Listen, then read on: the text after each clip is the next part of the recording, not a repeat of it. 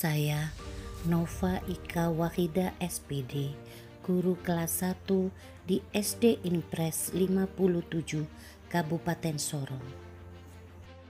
SD Impres 57 masih termasuk dalam daerah tertinggal. Untuk sampai di SD Impres 57 Kabupaten Sorong melewati jalur darat dan muara. Letaknya jauh dari pusat keramaian dan pusat pemerintahan, tepatnya di Kampung Wainlabat, Distrik Segun. Untuk sampai ke tempat tugas SD Impres 57 Kabupaten Sorong, kita harus melakukan perjalanan darat yang sangat berlumpur dan licin. Kemudian kita lanjutkan dengan menggunakan perahu bermotor untuk sampai ke SD Impres 57 Kabupaten Sorong. Walau perjalanan sangat melelahkan, tapi semangat kami untuk mengajar di pinggiran negeri sangat besar.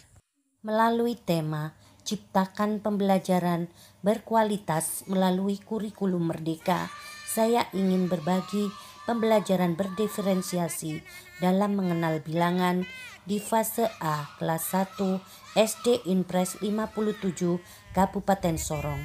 Selamat menikmati. Pijakan awal kita sebagai seorang guru mengenai prinsip pembelajaran. Pertama, pembelajaran dirancang dengan mempertimbangkan tahap perkembangan dan tingkat pencapaian peserta didik saat ini sesuai kebutuhan belajar serta mencerminkan karakteristik dan perkembangan yang beragam sehingga pembelajaran menjadi bermakna dan menyenangkan. Pembelajaran dirancang dan dilaksanakan untuk membangun kapasitas untuk menjadi pembelajar sepanjang hayat. Proses pembelajaran mendukung perkembangan kompetensi dan karakter peserta didik secara holistik. Pembelajaran yang relevan yaitu pembelajaran yang dirancang sesuai konteks, lingkungan, dan budaya peserta didik serta melibatkan orang tua dan masyarakat sebagai mitra. Pembelajaran berorientasi pada masa depan yang berkelanjutan. Dengan memperhatikan capaian, tingkat kemampuan, kebutuhan peserta didik sebagai acuan untuk merancang pembelajaran, maka kita melakukan segala upaya kita untuk berpusat pada peserta didik. Setiap anak adalah unik, tidak ada satupun anak yang sama. Anak kembar pun memiliki DNA yang berbeda. Tentunya masing-masing anak mempunyai hak untuk mendapatkan pendekatan yang berbeda dalam belajar. Apa yang dikenali dari anak pun juga beragam, tidak hanya terkait dengan gaya belajarnya saja, melainkan sesuatu yang sifatnya non-kognitif, sosial emosional seperti perasaan, kesejahteraan psikologi, rasa aman, dan lain-lain. Ki Hajar Dewantara dalam bukunya Bagian Pertama Pendidikan dalam kurung 2011 mengatakan bahwa pendidikan merupakan daya dan upaya untuk memajukan bertumbuhnya budi pekerti, kekuatan batin, karakter, pikiran, intelektual, dan tubuh anak agar dapat memajukan kesempurnaan hidup, yaitu kehidupan anak yang sesuai dengan dunianya. Pembelajaran peserta didik pada fase A, khususnya kelas 1, haruslah menyenangkan dengan menggunakan bahan belajar yang konkret. Dalam hal ini, mengenal bilangan, kami menggunakan bahan-bahan seperti batu kerikil, bunga, biji bunga yang tersedia di lingkungan sekitar, dan juga kartu kata, kartu huruf, kartu angka, gambar, dan lain-lain.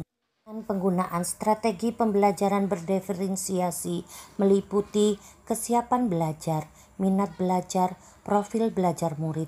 Besar harapan kami peserta didik akan berkembang lebih baik sesuai kebutuhan dan kemampuannya. Peserta didik dengan gaya belajar kinestetik lebih mudah mempelajari sesuatu dengan gerakan fisiknya daripada sekedar membaca buku.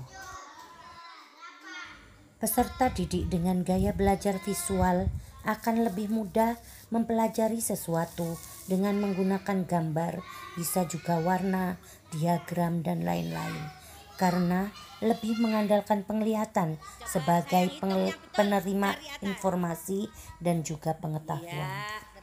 Peserta didik dengan tipe belajar auditori lebih mengedepankan indera pendengar, lebih mudah belajar dengan mendengarkan sesuatu, bisa dengan mendengarkan audio, ceramah, instruksi verbal, dan lain-lain.